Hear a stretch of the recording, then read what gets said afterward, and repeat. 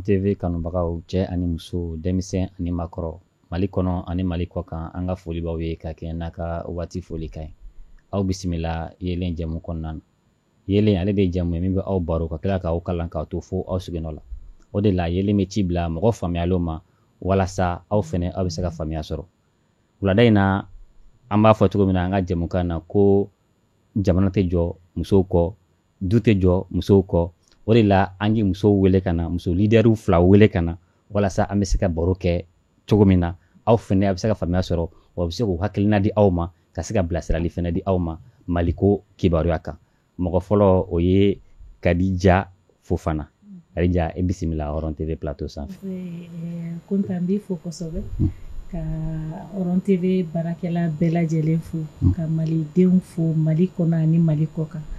k'an kɔrɔmuso yɛrɛ fo n'o ye Kunbaba ye n'ale ko debatteuse ye bi donc a yɛrɛ fo kosɛbɛ a ka cɛsiri la jamana ko la. Ok comme a y'a fɔ cogo min na donc Kadija Fofana tɛmɛnen kɔ ka bɔ yen a y'a fɔ cogo min na a kɔrɔmuso fɛnɛ bɛ yan nɔ Kunbaba n'ale fɛnɛ ye femme leader ye Kunbaba i bisimila Horon TV plateau sanfɛ. I ni ce kosɛbɛ Kunta ni fana kɔrɔmuso ye dɛ aw donc aw fila bɛ kɔrɔmuso ye mais ka mɔgɔ fana ye Kadija ye ka taa sira caman fɛ barisa an b'a dɔn k'a fɔ muso cɛsirilen ba fana don i y'a fɔ et puis an ka élu communal don et an bɛ fɔlɔ barisa an bɛ juma min na bi an b'a dɔn k'a fɔ an y'an ka président kɔrɔ n'o Ibrahim Boubacar Keita ye i bɛ ka an y'ale ka janaja kɛ bi donc an bɛ tasi bila kɛ a ka denbaya n'a ka politiki tɔn ani maliyɛn den bɛɛ lajɛlen ala ka barabara dali nɔgɔya ye a y'a kɔ kiti min ala k'a nɔgɔya an bɛɛ lajɛlen an b'i fana fo kosɛbɛ parce que bi an b'a dɔn mɔgɔ caman bɛ opportunité di jamanadenw ma u ka kuma mais ka musolakaw wele a man ca donc an b'i fo ani Horon TV ɲɛmɔgɔw bɛɛ lajɛlen i n'a fɔ an y'a fɔ cogo min na an bɛna baro kɛ bi Mali kan surtout Mali bɛ taabolo min na nin waati in kɔnɔna na ni lahala min bɛ Mali kolo n'a sɔrɔ an bɛ fɛ ka taa ni sira kura ye walima mun de bɛ yen nɔ donc ka se ka baro kɛ olu kan an b'a daminɛ fɔlɔ présidente la ni Kadija Fofana ye ayiwa fɔlɔ la an b'a mɛn mɔgɔkɔrɔbaw da kɔnɔ ko ni kuma kun gɛlɛyara cɛw ni ɲɔgɔn cɛ u b'a fɔ ko bɛɛ lajɛlen ka taa so ko ka taa i miiri ko su ye gundo ye mais kuma dɔnnaw tilala k'a fɔ an ye ko kuma su ye gundo ye kɔrɔ tɛ dɔwɛrɛ ye bɛɛ tun bɛ taa i muso de ɲininka donc o bɛ bilasirali minnu di cɛw tun bɛ segin ka na tila k'o de fɔ donc o de la an ko bi a sera sa an ka musow fana wele k'u ɲininka k'u da don jamana ko la u ka se k'u hakilina di Mali an bɛ gɛrɛntɛ kɔnɔ embargo bɛ an kan frontière datugulen don an ɲɛ wa ko transaction fɛnɛ ko u jɔlen don donc laɲini tɛ dɔwɛrɛ ye u bɛ fɛ ka fiɲɛ tigɛ an na donc bolo bɛ an gɔnɔ kan an kan ka se ka mun de kɛ walasa fiɲɛ bolo min bɛ fɛ ka ja an gɔnɔ la ni an ka se ka kisi a kɔlɔlɔ ma. Ok o ɲininkali diyara an ye et puis musow weleli fana o ye fɛn ye fɛn min diyara an ye parce que généralement i b'a ye k'a fɔ e yɛrɛ ka kuma la ko a bɛ fɔ ko la nuit porte conseil mais il est temps maintenant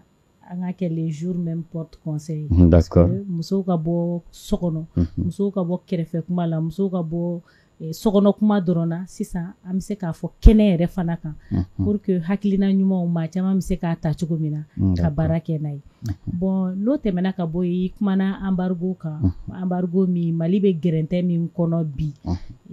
a dafɛ jamana bɛɛ lajɛlen fɛ ani jamana wɛrɛw fana n'o ye CEDEAO jamana bɛɛ lajɛlen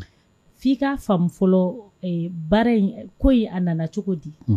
a nana parce que effectivement coup d'état kɛra an ka jamana kɔnɔ fanga dafiri n'o ye an ka président kɔrɔ ye Ibrahim Boubacar Keita ni a ka janaja kɛra bi mais voix juin balimamuso ta la n'o ye Kunbaba ye k'a fɔ ala ka badabada dali nɔgɔya ni alisilamɛ su bɛɛ lajɛlen ka tila ka an bɔra 20 janvier fana la ka foli kɛ an ka finitigilakaw ye minnu fana taɲana jamana ko in na finitigilaka an ta fara walita kan ko fara civil kan ka tasibila kɛ ka taa nin bɛɛ lajɛlen yɔrɔ janama an da don nin kuma na parce que ni gɛlɛyaw de nana jamana kɔnɔ fo ka na se jamana fanga dafiri ma bon fanga dafiri min fana kɛra an ye concertation kɛ septembre 2020 ka a fɔ ko 18 mois kalo 18 k'an b'o de di transition mɔgɔw ma pour que u bɛ se ka baara kɛ o kɔnɔ cogo min na an ka bɔ furancɛ fanga kɔnɔ bon o kalo 18 in dilen effectivement bara nana kila kana fanga wɛrɛ kilala kana dafiri n'o ye banda o fana ta ye mois de mai passé donc o fana bara o ye baraw de gɛlɛya tuguni olu de nana kɛ danayabaliya ye an ka jamana ɲɛmɔgɔw ni jamana ɲɛmɔgɔ wɛrɛw ni ɲɔgɔn cɛ n'o ye CEDEAO jamana ɲɛmɔgɔw ye fo ka na se nin gɛrɛntɛ in ma bon gɛrɛntɛ in sɔrɔla mun fɛ a fɔra ko fo an ka élection de kɛ février bon bɛɛ lajɛlen b'a dɔn k'a fɔ élection tɛ na se ka kɛ février mais calendrier de taara di fana n'o ye san 5 ye ka t'o di CEDEAO chef d'état ma sommet extraordinaire min kɛra sisan pour que k'a yira k'a fɔ ko an bɛ san 5 ta bon alors que assise kɔnɔ a fɔra ko kalo 6 ko ka taa se fo san 5 ma donc je pense que nin fɛn ninnu de kɛra gɛlɛyaw ye anw ka ɲɛmɔgɔw ani CEDEAO ɲɛmɔgɔw ni ɲɔgɔn cɛ bon sisan o nana wolo mun na i ye da t'u la nana wolo frontière datuguw na a nana wolo ka Mali yɛrɛ ka avoir c'est-à-dire jamana kunturu yɛrɛ ka avoir ko geler olu tɛ fɛn mun ye kodeni ye maa dɔw bɛ se ka minimiser mais fɛn minimiser ta tɛ je pense que malien bɛɛ y'a faamuya d'ailleurs o de y'a to fanga an ka ɲɛmɔgɔw y'a ɲini ko bɛɛ lajɛlen ka bɔ ko k'i kan kɛ kelen ye pour que ka taa meeting kɛ place de l'indépendance la k'a yira k'a fɔ ko nous sommes contre les sanctions de la CEDEAO min talen do an ka jamana contre la a dɔw bɛɛ lajɛlen bɔra an yɛrɛ bɛɛ lajɛlen yera kɛnɛ kan mun na parce que ni fɛn ye jamana sɔrɔ c'est-à-dire mɔgɔ ko tɛ o sanction fɔlɔw kɛra o kun ye sanction ciblées de a kɛra fanga ɲɛmɔgɔw la mɔgɔw ma bɔ o la mais ni fɛn ye jamana sɔrɔ a ka kan an bɛɛ lajɛlen bɛ ɲina an ka coloration n'an ka partiw n'an bɔrɔ hali an ka ethnies an bɛ mun ye o ye Mali de donc nin fana bɛɛ tɛmɛlen kɔfɛ tiɲɛ dɔ bi gɛrɛntɛ bɛ an kan embargo b'an kan an bɛ mun kɛ pour que ka na ni lafiya ye o de ye fɔlɔ maliyɛnw k'a faamu ko maa si kelen ta tɛ Mali ye an k'a faamu ko Mali mago bɛ a den kelen kelen bɛɛ lajɛlen na la preuve frontière datuguna an bɛɛ de b'a kɔnɔ yan et puis n'a fɔra ko avoir bɛ geler Assimi ka avoir tɛ koyi a ma fɔ ko karisa de ka avoir koyi ko Mali n'a fɔra Mali an bɛɛ lajɛlen b'an yɛrɛ ye o kɔnɔ donc n'an bɛɛ lajɛlen y'an yɛrɛ ye o kɔnɔ fɛn jumɛn bɛ ɲini an fɛ fɔlɔ an bɛɛ lajɛlen ka kan kelen fɔ bon kan kelen fɔ in tɛ taa mun kɔ fo dɔw k'a faamu ko ne ni e ka faamuyali cogoya tɛ kelen ye jamana jɔli sira fɛ mais o t'a yira k'a fɔ ko e ye fasoden jugu ye ko ne ye fasoden ɲuman ye tant que an bɛ baara kɛ n'o hakilinaw ye an tɛ se ka bɛn bon n'an ma se ka bɛn fissure bɛ kɛ ni fissure kɛra maaw wɛrɛw b'u sago sɔrɔ bon ni o faamuna an ka fɛn belebele filanan ye jumɛn ye justice ka kɛ équitable ye bɛɛ lajɛlen ni ɲɔgɔn cɛ ninnu de bɛ na ni fɛnw ye jamana kɔnɔ minnu bɛ na ni farafarali ye ani mɔgɔw fana kana c'est-à-dire les libertés tu sais mɔgɔw ka liberté kana bɔsiw la dɔrɔn u hakilina walima u kumakan n'a sɔrɔ u ma dansago kɛ u ma dantɛmɛ kɛ ne bolo fɔlɔ pour que an yɛrɛ damaw ka bɛn janto kan ka kɛ nin yɔrɔ ninnu na bon n'olu fana kɛra fanga kan ka mun wɛrɛ kɛ fanga kan ka contrôle boloda k'a juguya parce que c'est vrai que a bɛ k'a fɔ ko fɛnw dama yɛlɛ mais la réalité sur le terrain c'est autre chose e bɛ sukaro san ne bɛ sukaro san n balimamuso kunbaba bɛ sukaro san an bɛɛ lajɛlen b'a dɔn fɛn dɔw bɛ yen u daw yɛlɛna fura fosi t'a la malo da yɛlɛna fɛnw da yɛlɛna mais comment faire maintenant pour que ka o mɔgɔw de ka suivi kɛ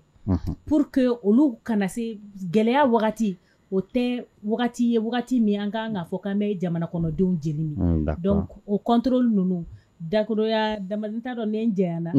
d'accord an bɛ tila ka segin ka na voilà a ɲɔngiri dɔɔni pour que ka kuma lasegin d'accord ok o b'a to an bɛ taa kumaba fan fɛ ayiwa an bɛ to ka mɛn i yɛrɛ ka kumaw la ko an ka musow faamuya sa ayiwa o kɔnɔbara lacimuru donc o ye dabara de donc ni musow kumana a b'a to u bɛ se ka faamuya donc o de la an y'a wele bi a ka se ka hakilina di comme a y'a fɔ cogo min na nin gɛrɛntɛ b'an kan frontière datugura et puis Mali balo fanba caman min a bɛ bɔ kɔfɛlanw de la i n'a fɔ malo i n'a fɔ sukaro i n'a fɔ an bɛ buru min yɛrɛ dun farni donc olu caman bɛ bɔ kɔfɛ de an kan ka se ka mun de kɛ sisan actuellement pour que an bɛ se ka lafiya sɔrɔ olu fɛn ninnu an kana effet santi kosɛbɛ a diyara n ye kosɛbɛ n bɛ min fɔ fɔlɔ i ka kuma ni balimamuso ye dɔ fɔ a la k'a fɔ ko la nuit porte conseil an kon be ya fa ɲini karamɔgɔw fɛ mais fana bi fitini min tɔmɔ nɔfɛ u y'a yira na k'a fɔ ko kuma kɔrɔ dɔ mɛ tiɲɛ kɔrɔ tɛ dɛ d'accord barisa n'i y'a lajɛ farafina m'a fɔ colonisation waati walima larabu na kuma mais mana yɛlɛ ka taa fɔ Égypte ancienne na i b'a dɔn k'a fɔ farafin muso ma deli ka to kɔ an yɛrɛ n'an ye mande kalekan lajɛ 1236 13e siècle n'o ye kɔrɔkanfuga ye an b'a dɔn k'a fɔ a ka article 16 b'a fɔ que les femmes, malgré leurs nombreuses occupations, doivent être associées à tous nos gouvernements. Muso, aluna so ka baraka cha. En manque fanga bolo shisigi ko muso sente ala. D'accord. Uma fo muso se me se ka do ala de. Ko muso se ni be do ala jago ya. Donc ba ya ka fo muso ma deli ka to kofe ka fo ko sufeda de la be kuma do. E ni yanga histoire ou laje ka nga dugu sigi jogo laje. Ka nga kalansa o laje. Anga ton ni adamadenw yɛrɛ ka manifinya n'u ka mɔgɔya bɛ dilan sira minnu fɛ n'o y'an ka ɲakunu ni cɛw yɛrɛ ka a daminɛ n tɛ bɛɛ ka dɔn a la sanga i b'a ye mɔgɔ bɛ société initiative tɔw bɛ évoluer i b'a ye k'a fɔ muso bɛ don a bɛɛ la donc o b'a yira k'a fɔ farafinna n'an ko musow ka hakɛ kuma ka di muso ma musow sen ka don jamanajɔ kuma na politiki siraw fɛ k'a fɔ ko nin tɛ wale ye walima miiriya ye an ye min copier singa nanzara la anw bɛ se k'a fɔ muso ni cɛ ka baara kɛ ɲɔgɔn fɛ complémentarité kɔnɔ ani bɛn ni karama ni ɲɔgɔn bonya bɛɛ ka hakɛ sabatili ni tɔw m'a copier farafina m'a copier mɔgɔw fɛ maintenant fɛn minnu binna an kan je pense que a ko kan ka kɛ ni ji ɲɛma jɔlen ye parce que ne yɛrɛ bolo an bɛ situation min kɔnɔ conséquence de don mais cause tɛ donc n'i y'i banba conséquence kan a sɔrɔla ni sira min ye i mi banba o kan an bɛ taa san 100 an bɛna an yɛrɛ sɔrɔ ni situation na 2012 la il y a 10 ans ni mɔgɔ mɔgɔ kun y'a fɔ an ɲɛna k'a fɔ ko san 10 m'an sɔrɔ n'a bɔra dɔnnikɛlaw la a kun ka dɔgɔ mɔgɔ min bɛ da la 2013 Faransi président ɲɛmɔgɔ nana François Hollande ko je serai intraitable sur la date des élections mais n'a kun y'an lamɛn k'a fɔ ko yan'an ka taa 1 an na i t'i jɔ an ka 2 ans kɛ o 2 ans an ka lafiya sɔrɔ walima san 10 bi an tɛ taa kɔ an tɛ taa ɲɛ an bɛ se ka fɔ an t'a ka kɔ yɛrɛ parce que kɛlɛ daminɛna cogoya min na kɛlɛbolo tun bɛ yɔrɔ min na bi a tɛmɛn'o bɛɛ kan donc ni CEDEAO ye nin ta c'est vrai que chef d'état de y'a ta parce que a b'u ka discrétion na parce que CEDEAO gafew a ma a latigɛ a ma pɛrɛ-pɛrɛ k'a fɔ sanction suguya jumɛn bɛ ta mais bɛɛ kɔni b'a dɔn kunba jo tɛ kɛlɛ la a tɛ wɛrɛ ci kun bɔ dɛ donc sanction min taara ɲangata min binna Mali kan ani ko min ye Mali sɔrɔ vraiment n bɛ se k'a fɔ CEDEAO jamana ɲɛmaaw u ma kɛ den fa ɲumanw ye barisa anw y'olu denw de Mali y'u den ye olu de ye Mali kɔlɔsibaa ye parce que CEDEAO ye farafinna tilebiyanfan jɛkulu de an bɛɛ sɔnna ka don min kɔnɔ a fɔra yɛrɛ k'a bɛ sigi 1975 a ɲɛmɔgɔba yɛrɛ tun bɛ an ka général Musa Tarawele ala ka a dayɔrɔ suma donc ale yɛrɛ ye baara kala kosɛbɛ ani Togo président ala sigili la donc Mali ye CEDEAO ye Mali ye donc ni mɔgɔ minnu bɛ CEDEAO ɲɛmaaya la u kan ka kɛ den fa ɲuman ye Kadija y'a fɔ ko oui mɔgɔ caman b'o de fɔ ko les sanctions étaient inévitables sanction kɔni a bɛɛ kun kan ka sigi n'o ye parce que a fɔ k'an chronogramme min bɔ an ma sɔn k'o bɔ an b'a fɛ k'an mɛn fanga la a ka to militaires bolo 4 ans bon ne ye min faamuya barisa sigikafɔ min kɛra tile 4 k'a daminɛ d'abord communauté la fo ka yɛlɛ ne participer la a bɛɛ la assise nationale la ne ye min faamuya mɔgɔw bɛ ka transition durer transition janya a ka janya a kana janya u bɛ k'o de kɛ fixation ye mais ne bolo t'a ɲɛ o n b'a fɛ ka tigadɛgɛ tobi e b'a dɔn tigadɛgɛ tobili n'an fɛn dɔw de bɛ k'a la wa waati dɔ wajibi a k'o kɛ tasuma sanfɛ n b'a fɛ ka tigadɛgɛ dun sisan nɔ 30 minutes kunba tigadɛgɛ mɔna wa donc o tɛ se ka kɛ o mun ni mun kan ka taa tigadɛgɛ tobili la est ce que o b'i bolo fɔlɔ donc oui an ka taa élection na oui transition ka surunya mais transition bɛ surunya ni mun ye n bɛ misali kelen dɔrɔn min yɛrɛ kɔni ye ne dabaliya ban min parce que ma a jaabi sɔrɔ fɔlɔ misali o ye mun ye an bɛɛ ko constitution ka yɛlɛma depuis an fa Alpha ka na ATT la ala ka dayɔrɔ suma ka taa IBK la sisan nɔ bɛɛ y'a essayer ka constitution falen maa si ma se fɔlɔw bɛ wuli mun b'o kɛ ne yɛrɛ ka jate la parce que Mali depuis 91 fo bi an bɛ se k'a fɔ Mali ye président légitime sɔrɔ légaux sɔrɔ plutôt président légaux sɔrɔ mais ils ne sont pas légitimes parce que ni jɛmu fanga ye le gouvernement du peuple par le peuple et pour le peuple Mali gouvernement qu'on m'a délégué pour le peuple. On m'a délégué par le peuple. Parce que président comme si la kata alpha la cassé bi ibekama la kan daïronema. Millions flamands sur Mali là. Mimbe boka tous kwanti.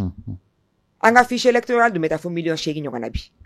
Donc oui problème baye. Donc démocratie be animé ni exprimé ani fondamental mini soubassement mini ote en fait.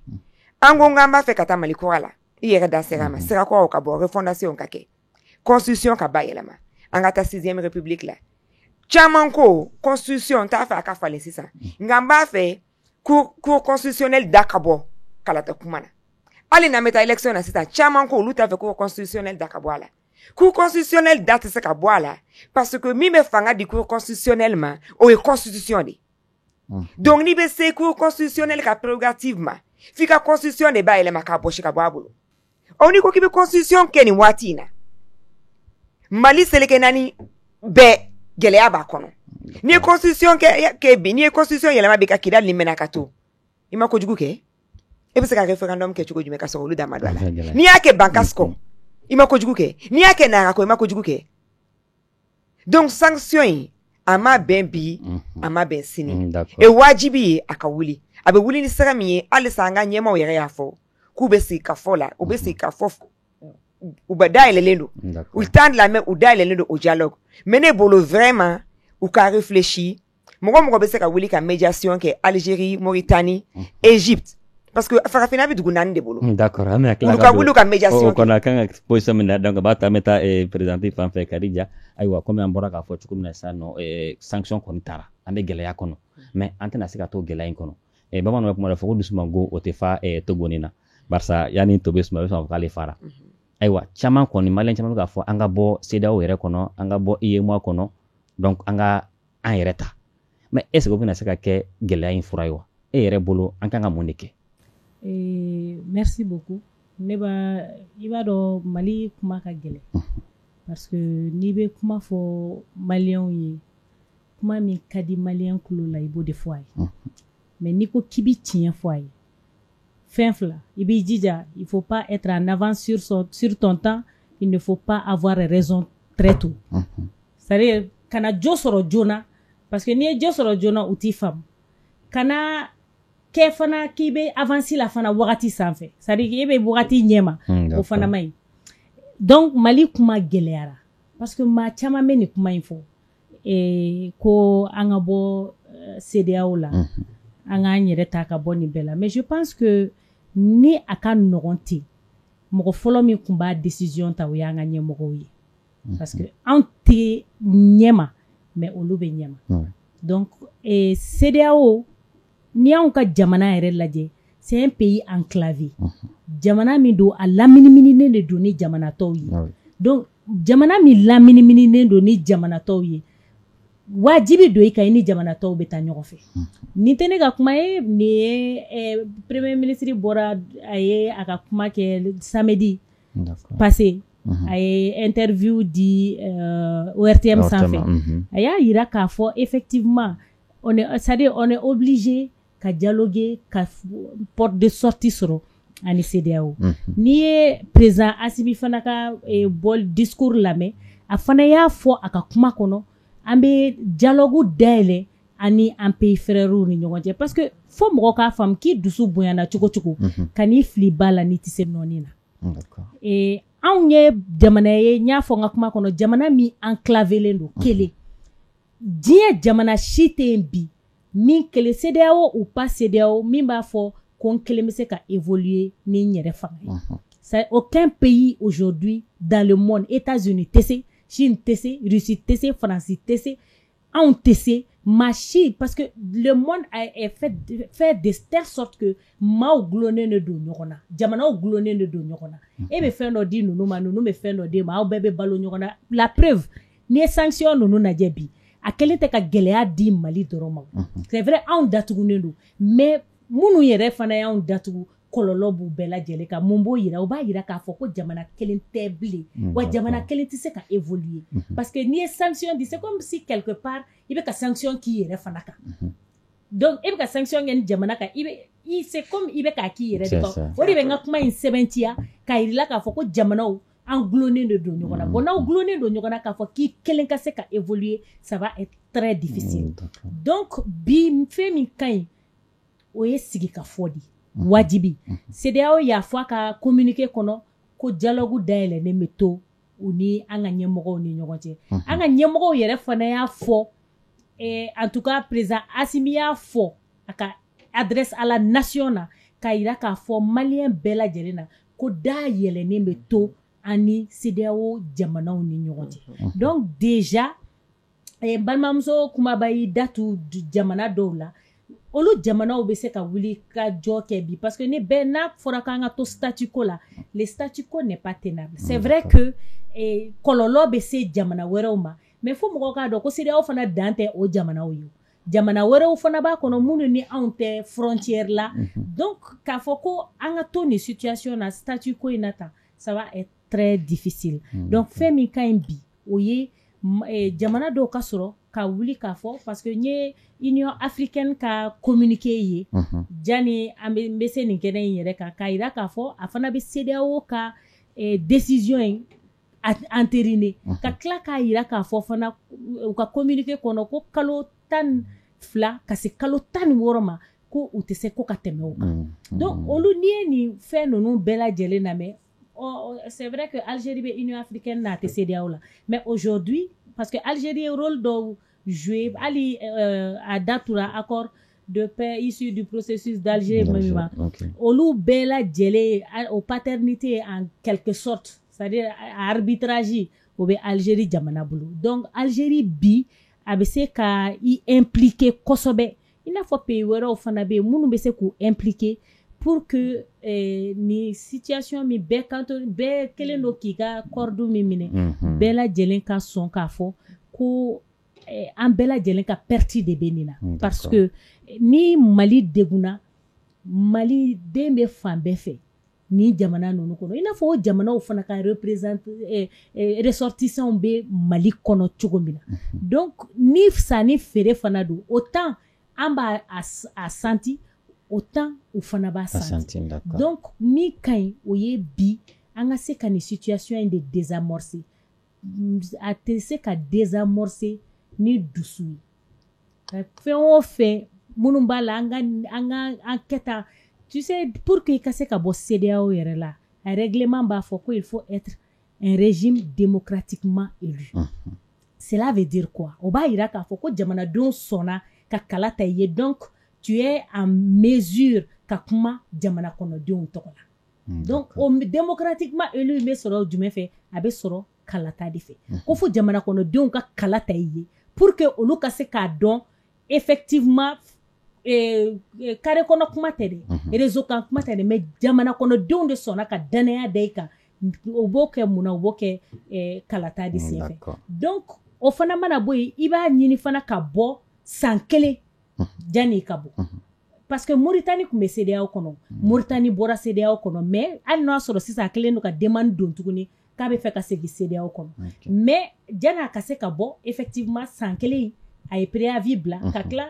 régime min tun bɛ yen c'était un régime démocratiquement élu donc aujourd'hui k'a fɔ ko minnu b'a fɔ k'an ka bɔ CEDEAO kɔnɔ peut-être ni données t'olu bolo mais n b'a dɔn n'a sɔrɔ a tun ka nɔgɔn an ka ɲɛmɔgɔw u tun b'a décision ta ka bɔ a kɔnɔ ka sɔrɔ ninnu explication bɛɛ lajɛlen ma di. Ayiwa ok kumaba o b'a to an bɛ taa ɲɛfɛ halisa ni ɲininkaliw ye i bɔra k'a fɔ ko sanction mun taara nin kɔni gɛlɛyaw b'a la et puis a ma taa sariyaw kɔnɔ wa bi bi na Mali fɛnɛ pays caman bɛ ka an soutenir farafinna fan caman fɛ hali sini yɛrɛ mobilisation caman bɛ yen nɔ mais i y'a fɔ fɛnɛ ko fɛn dɔ ye kunba jalaki ye mais a tɛ wɛrɛ ci kun bɔ ayiwa ko an ka sigi an ka fɔ kuma mais CEDEAO bɛ min kan olu ka position min ye an ka na ni élection ye an ko ko an bɛ taa ni refondation ye nin position fila an bɛ na ɲɔgɔn ye cogo di. An bɛ ɲɔgɔn ye wajibi la o kunta on est obligé ni ŋaniyaw ye kelen ye ko bɛɛ bɛ farafinna k'a ɲɛta de fɛ wajibi an ka ɲɔgɔn ye a mana tigɛ k'a tɛ tugu cogo si la jamanaden olu de bɛ a décider décision finale bɛ jamanadenw de bolo i y'a mɛn ɲɔgɔn démocratie sigilen tɛ jamanadenw de sɔnna je pense que Mali b'o exemple dɔn ka tɛmɛ bɛɛ kan mais n b'a fɛ ka n balimamuso ka kuma tilen dɔɔni et puis fana ka dɔ faga a ye min fɔ k'a sinsin fɔlɔ décision min bɔra Union africaine fɛ Union africaine tɛ c'est le Conseil de sécurité. Paix et sécurité de l'Union africaine. Donc, l'Union africaine a instance de souveraineté. Ou ka jekulu do de do. Conseil de sécurité donc, mimbe kuma paix et sécurité ka. O de ko ka leba ka décision alignée, ka tla ka foko transition ka ta 16 mois là. Mais pour moi, de fois, la mauvaise question est posée. Parce que la durée de la transition, ote problème yon. Mais moun de ka nga ke transition kon. Namba da me minke, o de bato abedon akanga ke ni wati kono. Kasa mba fait ka élection droit de ke. Élection be ke chuga jume malabi. Fichier électoral be chugo jume. Jamana bureau de vote ou be se ka sigi chugo jume. Donc John be carte d'électeur de là. Est-ce que malien établi à l'extérieur ou le be son bien de la ka élection ke chuga mina anga ake toujours ka forma participer. Donc ni anka nga nu be ke c'est ça. Ni be se ka ke wati jume kono. Donc gele ya bon de be no dato an chambe ka fo kan frustré lendo. Ni gouvernement fond femme nana sigi ni chugo ya ina. 2012 la nya haraba chuka mina ka foko coup d'état kete ga bekali ala me coup d'état mwa ka ni ko donc faut ka famia ambe exemple ta jamana ba fom fem ta ka ta l'Amérique là ka ta français là anga système min kolele no français là mu yanga ancien colonie anga partenaire privilégié ni ala je français histoire yere français ka ke français a yere sur John Bolo Napoléon Bonaparte Charles de Gaulle Bonaparte 18 Brumaire coup d'état Anano de là. Après la Révolution française, prise de la Bastille, 1789. Atlala ka coup d'état ke. Kana fangala. Kasoroka here chama sera obo. Amanye, ou ya fana sote kofe. Entre la guerre mondiale foloni flanana. De Gaulle kana. Et De Gaulle kunye militaire sougajme. C'était un militaire révolutionnaire pushiste. Parce que le général Pétain kwa keta kwa te keti. Abwa ka déclaration que quoi tout Allemagne quoi côté tout Allemagne quoi. Ou ka de résistance là. Ou ya so ba la mise à pied la chien joli. Mais Francis 5e République la fia besor la John ça va là. De Gaulle terre. Parce qu'à son adé, qu'à vision d'Oïra, qui n'était pas peut-être la vision républicaine, mais c'était la vision populaire. Donc, on a partenaire au Fanaka en Kadoko, Jamana Beni Makarana. En chit se kataka chito, ne kumabata fanga boseda oula, parce qu'en te se ka boseda oula. Abo kantambulo et abo kuntana. Parce que non, on a bossé dans la vie. Ou y'a un fameux boni amba awa keita ni Patrice Lumumba ou luka kele de karo bolo fuyo. Parce qu'ils ont toujours voulu le panafricanisme. Et toi be fara la nyongo ambe fara la nyini. Non, on a bossé dans la sa. Et jago base inférieure la kata Sénégal. Ibe visa tade. Passeport ba fon fem bolo ambe be se ganga passeport ka. Parce qu'un beka passeport c'est daode. Na fa ka se ko 50,000 bo. Ma chama te son ko bode. Donc, au gele, ou terre à terre ou quoi. N'teta yoro jan ou terre à terre. Donc, ante se ka bosse de ou la, amman ka bosse de ou la. Mais amène à moun de ke, koni koma ke côté don. Je pense que, ko ala be bonne do la tike kuma be ka herbe mina. Quoi, à côté de chaque difficulté, il y a certes une facilité. Oui, quoi, ne hayaye. Donc, amba donc à fort. C'est ça. Na segena kana seda ou kono. Et amba donc anga texu yela machu amnade. Chambe ko de fois ka bosse de ou des chefs de l'état là. Aka ke seda ou des peupliers. Moko de asebe fon pembe sede a okona sebe na de a gafe be donc aman sigi tukuni ka sebe ka contrainte bi président fanaka depuis jamana be bon président mi démocratiquement élu ate ka barake donc moun de se ka ke comme l'Amérique tu comme la président mais c'est ka impeach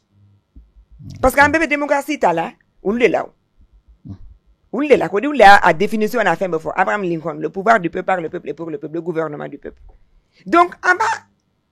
misalu chama bembi ambese ka minuta ka barakoka donc au kofe en tant que muso gado muso dembatigi et bibi na nasongo bola mais c'est ka mi fo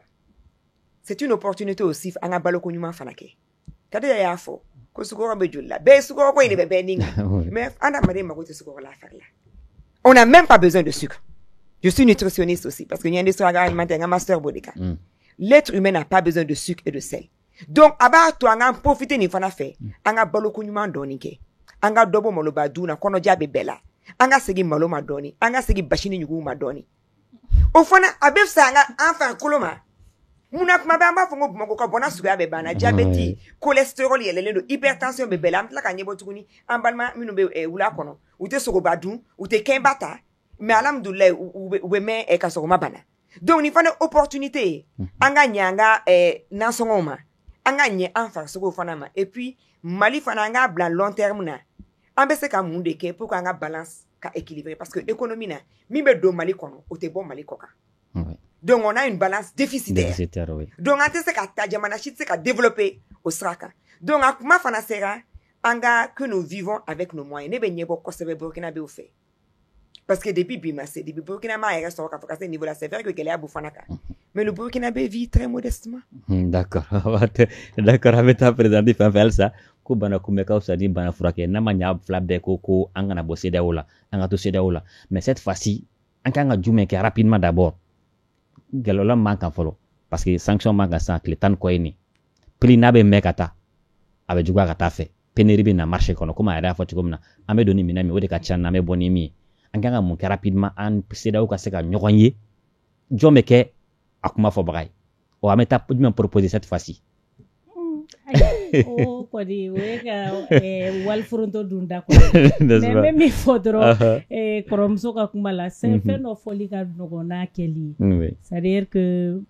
habitude do de maliona an degele no malo de la Bamako yan koni Bamako ka degele do rebe ni dien fen duma numa malo kedin du ma fuidu. Donc Nico du jour au lendemain qui bo habitude ou bella gelé bouleversé avec galère abeso atwa bukambe tia avec galère donc ame mille fois au ladron ça dit ali sugaro ko nunu c'est vrai on prend ça dit ibo luta exemple la télé là parce que femi saninga télé adama don bolobi buru sugaro malo bon soko ça c'est ni sokote be se ka jega ususa mais au lieu de katelin kosobe maintenant ce qui serait bien c'est de travailler à ce que au fait nous des piru yeleni akase kala jofolo jani teliala bodaka soro ani CEDEAO ka geleala akili la o de be se ka kesino na on gamba be yele ma joron kele ambe so do be so ngata ka do tu bon no fanate e ko ka teli ko ka fe on fara nyogon kan pour que akili na be nyogon to ko se ka nyogon to ya mina je pense que anyanda tu olula kateme parce que langage des sourds de comme on a dit ça dit do ko refondation do ko élection mais ce qui est sûr transition tisse ka barabeke transition c'est ka refondation jamana refondation beke ça va être très difficile fin d'obé ça dit il faut se donner des priorités question prioritaire d'obé ibolo parce que mogo be nyina mi go mama jagoya on ka ko kalotan shegi anyere de afo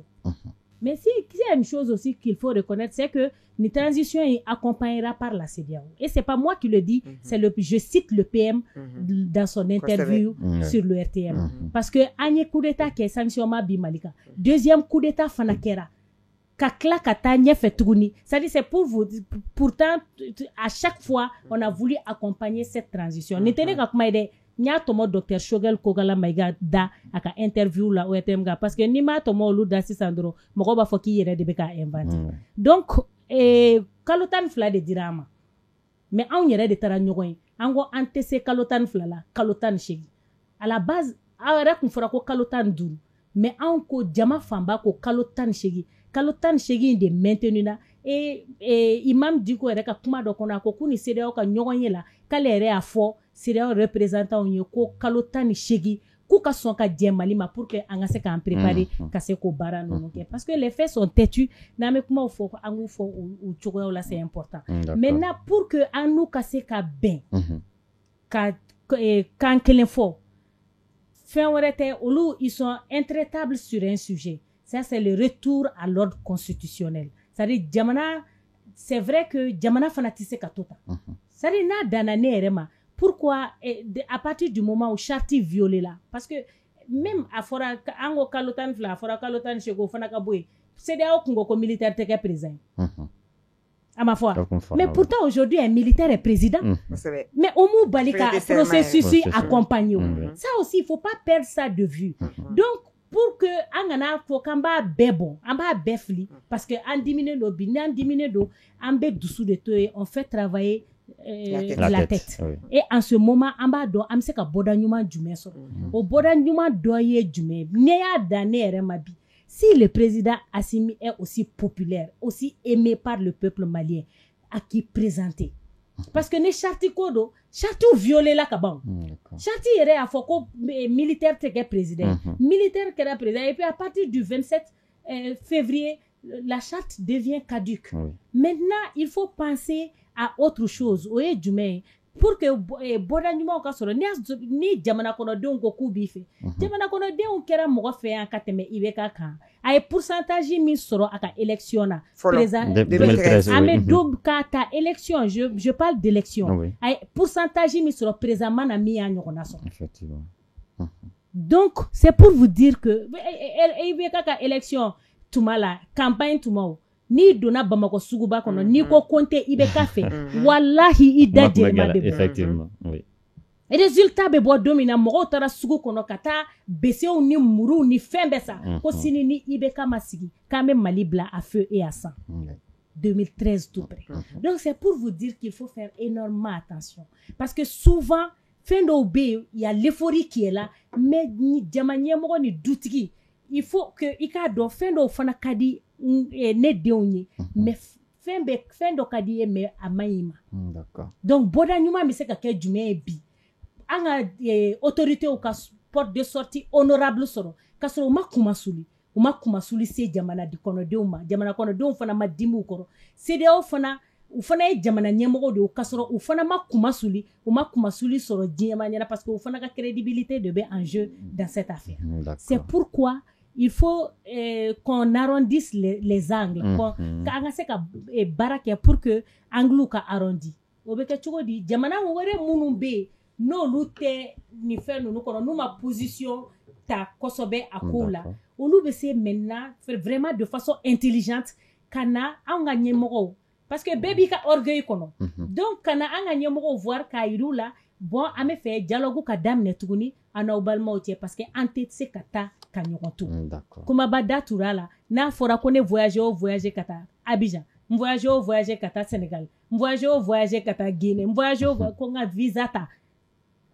a bɛ gɛlɛya donc carte de séjour yɛrɛ tun b'an ni Côte d'Ivoire cɛ mais olu bɔra yen olu bɛɛ ye CEDEAO sababu de la donc vraiment ni jamana ninnu ye toso juru kelen de ye an ye barajuru kelenw ye an tɛ se ka taa ka ɲɔgɔn to maintenant il faut trouver le juste milieu mɔgɔ dɔw wɛrɛw de bɛ se k'o baara kɛ pays wɛrɛw de bɛ se k'o baara kɛ ka na an ka ɲɛmɔgɔw ka na kuma an ka ɲɛmɔgɔw fɛ pour que u fana ka honneur n'u ka dignité an fana ka honneur parce que malien hali ni dumuni t'an bolo mais an ka honneur n'an ka dignité an b'an gulon o la ni toucher o la i bɛ toucher malien bɛɛ la donc olu fana effectivement chef d'état ninnu fana k'a faamu k'a fɔ ko jamana ɲɛmɔgɔw fana dɔrɔn tɛ parce que jamana ɲɛmɔgɔ i bɛ se ka fɛn dɔ k'a ma a bɛ se ka sɔn mais ni jamana kɔnɔdenw fana kelen don ka position sugu dɔw ta en ce moment ça devient très difficile pour les dirigeants ka se ka sira sugu dɔw ta donc aujourd'hui il faut non seulement qu'on tienne compte de cela mais également k'a ɲini olu fana fɛ u ka sɔn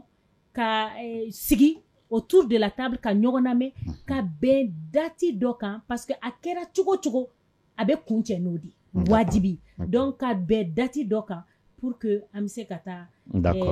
ka bɔ nin gɛlɛya ninnu kɔnɔ très rapidement cogo min na n'o tɛ n'a fɔra i ka bɔ Côte d'Ivoire ka na Mauritanie ka sɔrɔ ka don Bamako a bɛ gɛlɛya a ma nɔgɔn dɛ a bɛ gɛlɛya kosɛbɛ donc o b'a to ni Mauritanie ka don CEDEAO la ni Mauritanie donna CEDEAO la tɔ bɛ gɛlɛya ka taa a bɛ gɛlɛya kosɛbɛ ayiwa donc Kunbaba comme i y'a fɔ cogo min na donc sigikafɔ de don o de ye damu ye donc an ka sigikafɔ kɛ donc i ye pays dɔw fɔ olu bɛ se ka relation kɛ an ni ɲɔgɔn cɛ mais kɔnɔna fɛnɛ na gɛlɛya dɔw fɛnɛ b'an ni ɲɔgɔn cɛ kɔnɔna in fɛnɛ na an bɛ se k'o kɛ cogo di an yɛrɛ ma ka bɛn kelen kan fɔlɔ an ka se ka taa ni o ye ka t'o yira CEDEAO la je pense que kɔnɔna na déjà an bɛ bɛɛ lajɛlen fo an ma kɛ politicien partisan ye fɔlɔ parce que an tɛ parti politique la nka an b'an da don politique ko kumaw na nka ɲɛ b'a la k'a fɔ minnu kun banna minnu ni transition kun bɛ k'a sama kosɛbɛ EPM dɛ parrainage dɛ an ɲɛ b'a la k'a fɔ yɛlɛma u bɛɛ nana fɔlɔ comme Kadija y'a fɔ cogoya min na l'heure est à l'unité parce que an bɛ yɔrɔ min na sisan an b'an ka jamana de makara na an b'a fɛ k'o de kuma bɔ donc o kuma na bɛɛ y'a faamuya et tout le monde vraiment est là pour défendre le drapeau mais je crois qu'au kɔnɔna na dɔw ye proposition kɛ an ka ambassadeur Cheikh Diarra ale ye proposition kɛ Zoumana Sako o ye proposition kɛ Cɛbilen Darame o ye proposition kɛ je pense que ni proposition ninnu kɔnɔ min yɛrɛ bɛ se ne bɛ se k'an sɔnni da min kan ni n y'a ye bɛɛ ta la pratiquement o ye halisa transition ɲɛmaaw u ka parti politique ɲɛmaaw ta ani société civile ɲɛmaaw ani mouvement armé u k'u sigi u k'a lajɛ priorité parce que solution te durée yo solution est anga baka for le monde kanga ke pour que ka for transition fin d'accord début fin donc en bord là sinon en to là quand ya fo chuka amina antena a sama nyongo che mais je crois qu'en be nyongo ni assisi nas fin conférence nationale concertation nationale mikera pour que kaseka à labo amajade c'est vrai que quoi fait anya fango 18 mois mais ma chama sal kono ko kanga ibeka kamanga dato ina pasa akliba lamba salama era tanti salama kumbene era kera fan kumana le era position kunye sans fly madala abe ana pseki anya fo donc no olu kunamena atana bla o sans fly kele ne la 18 mois make kaba ko février qu'on a beba do ka fait élection tinake donc je pense que c'est vraiment bien ma kuma kankele. Il faut pas que toujours on est battu kat la canon. En main jamana ma en main en coma. Parce que oui, on est ana. Donc, au dato nebe autorité nous ka position fait doni. Jagele ate nye farale ate. Mais ma be sa ko kele be balo ko kele.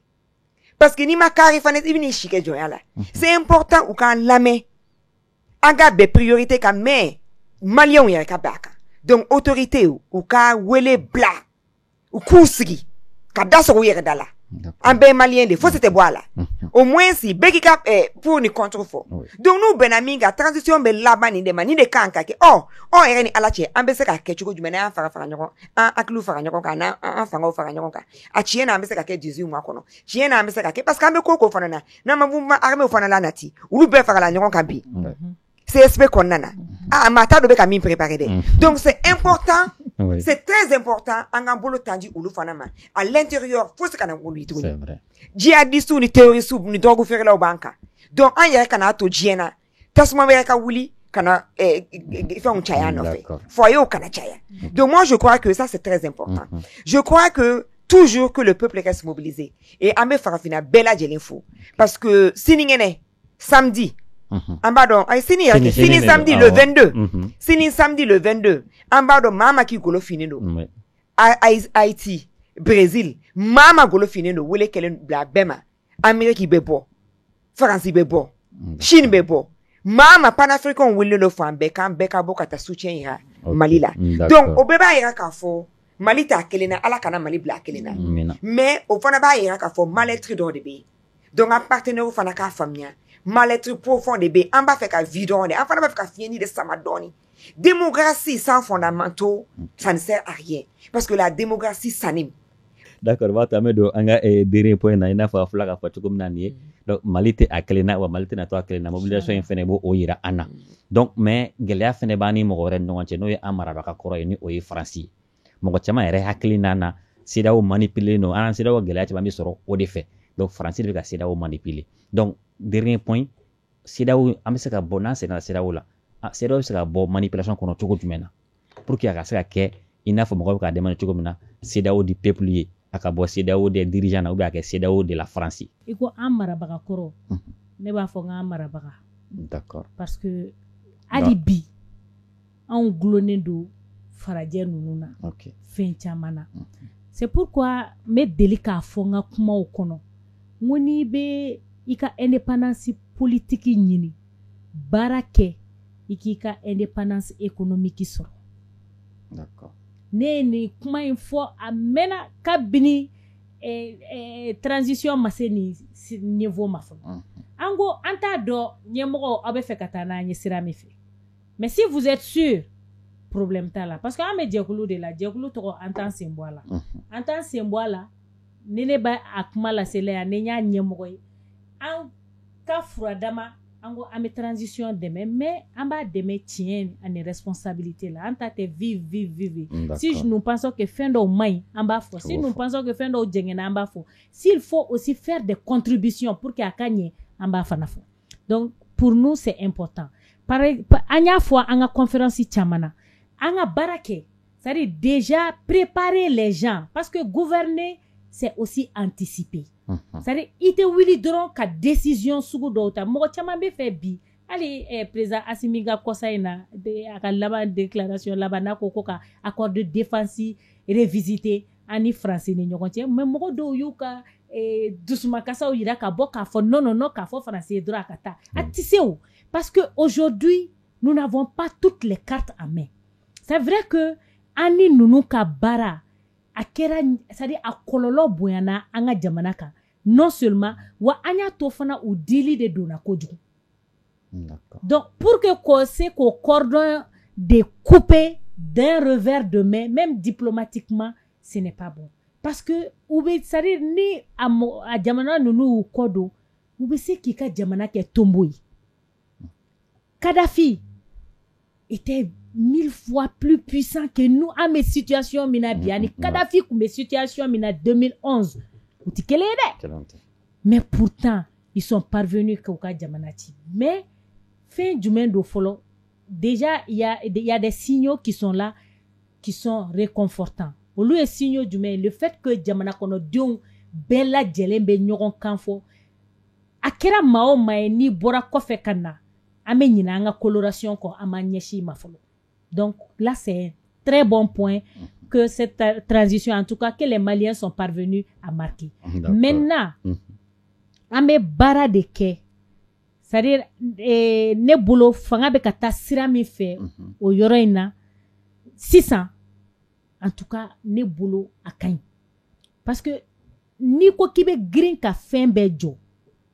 Aujourd'hui, ango kan digi Russie. Mais nous be demain mina do anga.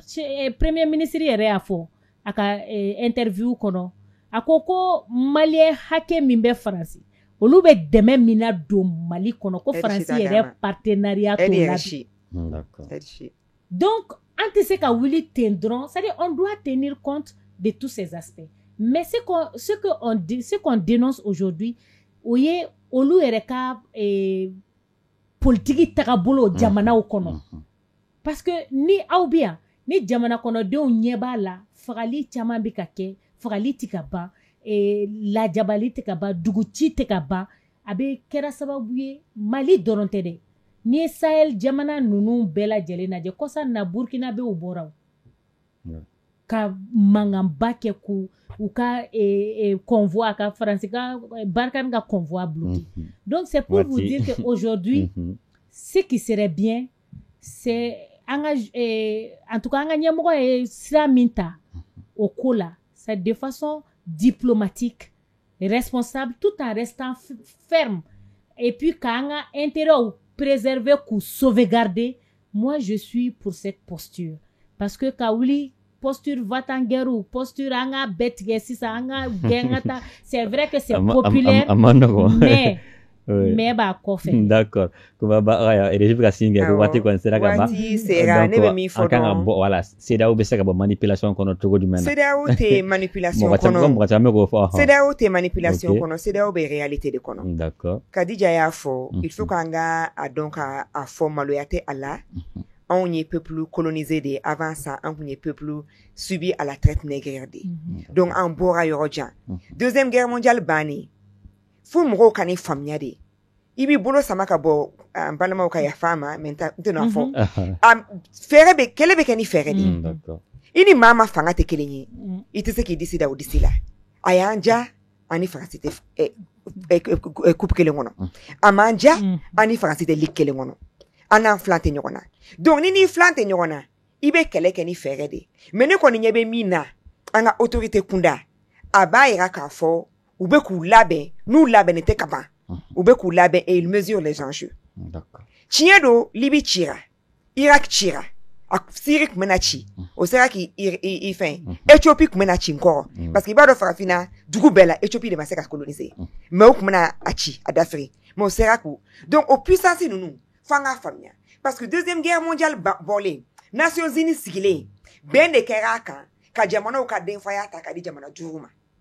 Beni kelenya ani sécurité wala sa guerre kana ketuguni donc on a dembaya ananga demfaya on ta kan kalfa français dema donc ayanja abete mais mime ka wuli sisa conseil de sécurité ou yera damate ka be ala folo ajamana duru basa français ni amérique ani l'angleterre ou lu kuma ngata irishu ka précaré min kono utaro kono o irishu fana beta jo sara de la parce que a wusulendo ikerem donc ame ko do chema ante ko mi nyedon donc c'est très important anga dirigeant k'a ko lajɛ ji ɲɛma jɔlen na barisa ni faransi ni riche nana ɲɔgɔn ɲɛ sɔrɔ dɔrɔn anw sara donc c'est important u ka dɔɔni dɔ bɛ da n bɛ fa Bakari Togola fo dɔɔni ka dɔ bɛ da d'accord dɔɔni ka dɔ bɛ da parce que intérêt ko de don maloya t'a la dɛ intérêt ko de don o de y'a to n b'a fɔ an ka dirigeant fana ye n'o y'a sɔrɔ u tulo bɛ nin na u k'an balima larabu an balima jɔkaramɛw an balima tamasɛkiw u k'u gɛrɛ u la parce que fɛn o fɛn min ye stratégie ni keguya ye olu bɛ an maninkaw na an bamananw dan dɛ parce que n y'a fɔ n m'a fɔ a bɛ hɔrɔn kan dans le jeu des grands géopolitique la n y'a fɔ n m'a fɔ a bɛ hɔrɔn kan donc il faut que n ka intérêt de lajɛ jamana tɛ dirige ni dusu ye et maloya t'a ko la dɛ an n'an filan tɛ ɲɔgɔn na d'accord ayiwa Karijatu Fofana donc 30 secondes kuma kuncɛ kuma ok kuma kuncɛ kuma ye fɛn min ye dɔrɔn an bɛ dugawu de kɛ jamana in Ala k'a basigi amina Ala ka an ka dirigeants inspirer c'est important parce que n kɔrɔmuso da tura fɛn dɔ la qui est très important c'est à dire c'est comme n'an bɛ boli dɔ kunna bi an t'a sɔn kan donc kɔnɔ kana to wara kɛlɛ la quoi ne a ko k'a bɛ daminɛ an k'an pan an kama n'an ka taa donc an bɛ min ɲini dɔrɔn ni jamana in nin bɛɛ bɛ n'a ka intérêt nɔfɛ c'est vrai que dɔw b'a fɔ bi ko Russie nana ouais terrorisme bɛ ka kɛlɛ djihadistes bɛ ka kɛlɛ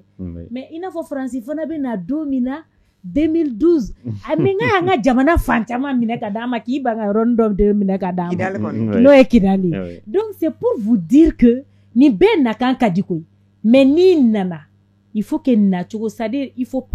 faudrait pas qu'on reproduise les mêmes erreurs an kana papier si signer dusu